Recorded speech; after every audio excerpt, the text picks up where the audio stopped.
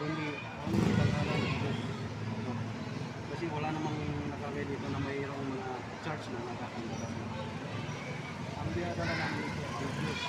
Paano tayo lumitas? Paano? Kasi yung panahon na tayo namatay, kailangan nandito sa mga natin.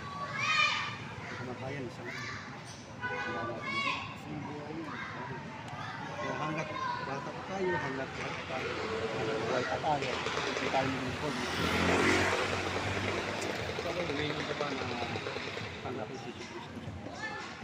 Hindi nagdadasal din ang pag-aaral. Pero hindi lang kami masyado nakapag-isita sa mga simbahan. Kasi yun, natural Basta importante, hindi mo siya nakakalimutan.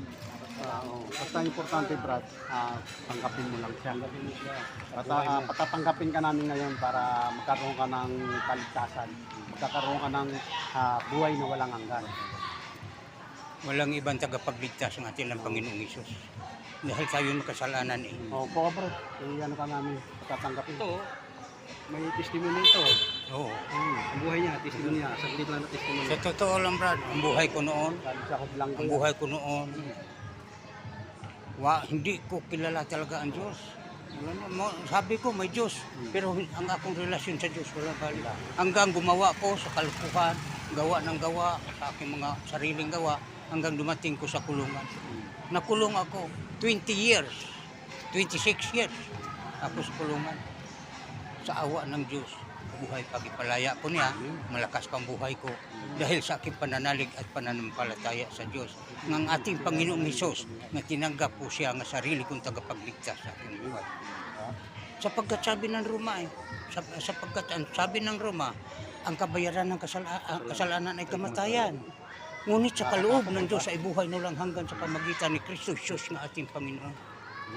Kay Jesucristo lang matagpuan ang kaligtasan sapagkat sa silong ng langit ang kanyang pangalan lamang ibinigay ng Diyos upang ikaliligtas ng tao. Ito yan, bro. Ano yung sinasabi ng Biblia? Maswerte ka, ikaw yung nakakakunin ng mga salita ng Diyos sa oras na ito. Maswerte ka, mapangal ka dahil tinanggap mo rin ng bukas. Yung lang kailangan namin natanggapin mo ng ating Panginoon bilang Diyos ng sariling tagapagligtas. Bakit nagtatagpo tayo? Ano pa pangalan mo? Francis po. Francis. Punaso. Saan nakatira? Galpan? Lalo messenger mo, Brad. May messenger ka. Para palot ka namin. Wala. Bigyan ka naman namin messenger. Sa asawa ko lang yung madalas kong gamit. Hindi kasi ako makakalit kasi marami na akong FB dati.